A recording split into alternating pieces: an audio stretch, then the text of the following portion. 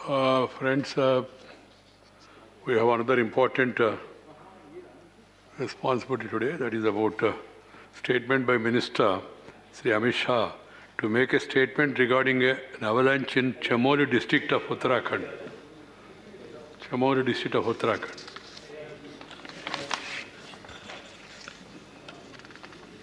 सभापति महोदय, Please. एक बहुत दुखद और दुर्भाग्यपूर्ण घटना का ब्यौरा मेरे स्टेटमेंट के द्वारा सदन के समक्ष रखने के लिए मैं खड़ा हुआ हूं। दिनांक 7/2/21 को सुबह लगभग 10 बजे उत्तराखंड के चमोली जिले में अलकनंदा की एक सहायक नदी ऋषिगंगा नदी के ऊपरी जलग्रहण क्षेत्र में एक हिमस्खलन की घटना घटी, जिसके कारण ऋषिगंगा नदी के अभी भी रहेंगे आजाद जी। ऋषिगंगा नदी के जलस्तर में अचानक काफी वृद्धि हो गई। ऋषिगंगा नदी के जलस्तर में वृद्धि के कारण आई बाढ़ से 13.2 मेगावाट की कार्यरत छोटी जल विद्युत परियोजना पूरी बह गई। इस अचानक आई बाढ़ ने निचले क्षेत्र में तपोवन में धौलीगंगा नदी पर स्थित एनटीपीसी की निर्माणाधीन 520 मेगावाट की जल विद्युत परियोजना को भी नुकसान पहुंचाया है। उत्तराखंड सरकार ने यह बताया कि बाढ़ से निचले क्षेत्र में अब कोई खतरा नहीं है और साथ ही साथ जल स्तर में भी कमी आ रही है।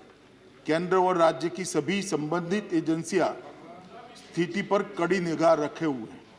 7 फरवरी 2021 के उपग्रह डेटा के अनुसार ऋषिगंगा नदी के जलग्रहण क्षेत्र में समुद्र तल से लगभग 5600 मीटर ऊपर स्थित ग्लेशियर के मुहाने पर हिमस्खलन हुआ, जो कि लगभग 14 वर्ग किलोमीटर क्षेत्र जितना बड़ा था, जिसके कारण ऋषिगंगा नदी के निचले क्षेत्र में फ्लैश फ्लड की स्थिति बन गई। उत्तराखंड सरकार से प्राप्त सूचनाओं के अनुसार अभी तक 20 लोगों की जानें जा चुकी हैं। ये आंकड़ा महोदय मैं थोड़ी स्पष्टता करना चाहूँ तो कल शाम 5 बजे तक का है, वो बदलता रहता है, और 6 लोग घायल हैं। प्राप्त जानकारी के अनुसार 197 व्यक्ति लापता है, जिसमें एनटीपीसी के निर्माणाधीन परियोजना के 139 व्यक्ति, ऋषिगंगा कार्यरत परियोजना के 46 व्यक्ति और 12 ग्रामीण शामिल हैं। राज्य सरकार ने यह सूचना विभिन्न स्रोतों के माध्यम से इकट्ठा की है, जिसमें परिवर्तन संभव है। एनटीपीसी परियोजना के 12 व्यक्तियों को एक टनल के अंदर से सुरक्षित बचा लिया गया है। ऋषिगंगा परियोजना के भी 15 व्यक्तियों को घटना के समय ही सुरक्षित बचा लिया गया है। एनटीपीसी परियोजना की एक दूसरी टनल में लगभग अंदाजन 25 से 35 लोग फंसे होने का अनुमान लगाया जा रहा है। इस टनल में फंसे हुए लोगों को सुरक्षित निकालने हेतु बचाव अभियान युद्ध स्तर पर जारी है। साथ ही साथ लापता व्यक्तियों को ढूंढने का कार्य भी बड़े पैमाने पर किया जा रहा है। राज्य सरकार ने जान गंवाने वालों के परिजनों के लिए 4 लाख रुपये की सहायता की घोषणा की है।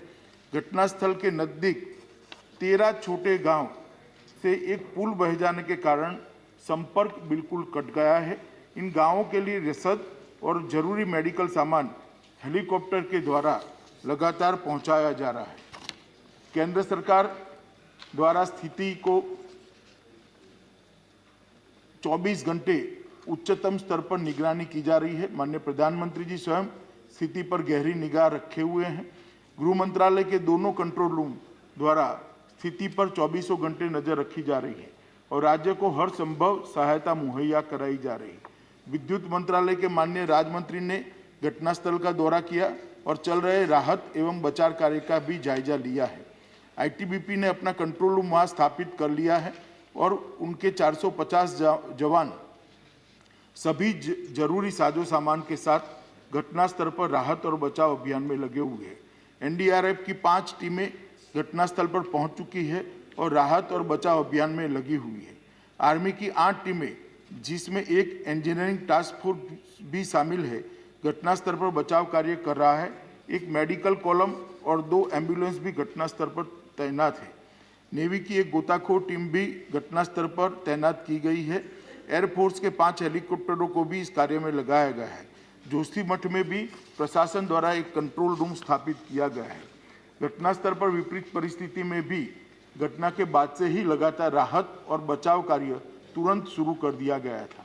टनल में फंसे लोगों को बाहर निकालने के लिए रात भर के अथक प्रयास के बाद आर्मी द्वारा टनल के मुंह पर पड़े मलबे को साफ कर लिया गया है। काफी अंदर तक हमारे लोग गए हैं। केंद्रीय जल आयोग के जो कर्मचारी अलकनंदा और गंगा बेसिन हरिद्वार तक में कार्यरत है, उनको भी अलर्ट पर रखा गया है। सशस्त्र सीमा बल की एक टीम भी घटनास्थल पर पहुंच चुकी है। डीआरडीओ की एक टीम हिमस्खलन की निगरानी करती है। घटनास्थल पर वो भी पहुंच चुकी है। एनटीपीसी के सीएमडी भी घटनास्थल पर पहुंच चुके हैं। नेशनल क्राइसिस मैनेजमेंट कमेटी की मीटिंग 7 फरवरी को ही 4:30 बजे कैबिनेट सचिव की अध्यक्षता में हुई, जिसमें सभी संबंधित एजेंसियों को समन्वय के साथ काम करने और राज्य प्रशासन को सभी जरूरी सहायता उपलब्ध कराने के निर्देश दे दिए गए हैं।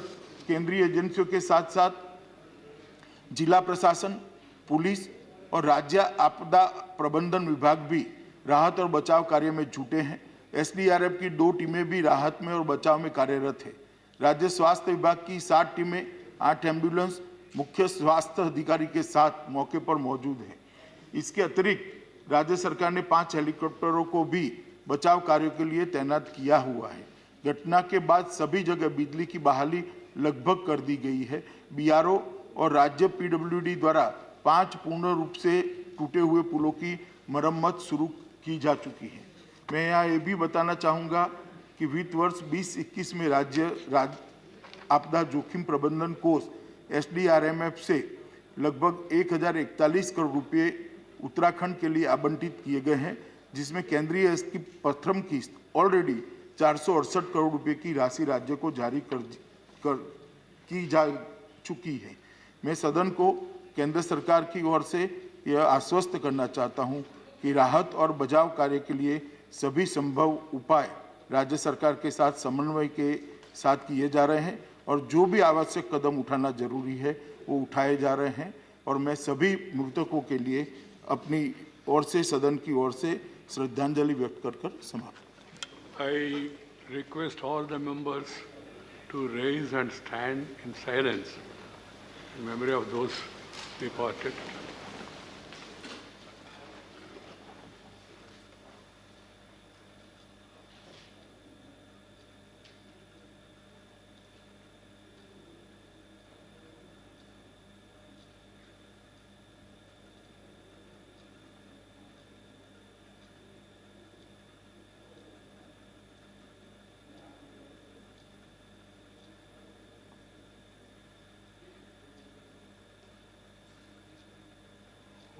Shanti, Shanti, Shanti.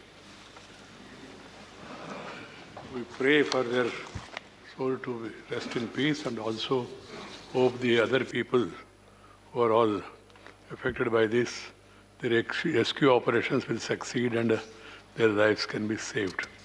And as and when we get further information, we'll try to discuss it. Now, the National Capital Territory of Delhi Law Special Provisions, Second Amendment.